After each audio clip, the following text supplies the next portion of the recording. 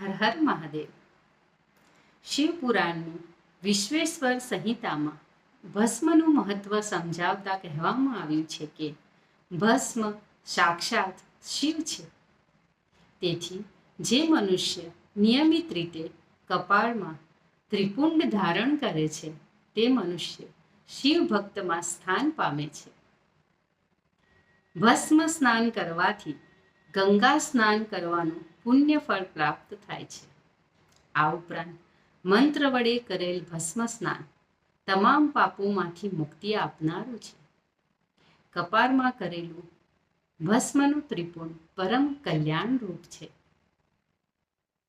મહાદેવની પૂજા ત્રિપુંડ અને ભસ્મ વગર નિરર્થક છે. તેથી મહાદેવની પૂજા કરતી વખતે ભસ્મ અને ત્રિપુંડ અવશ્ય કરવું જોઈએ. હર હર મહાદેવ.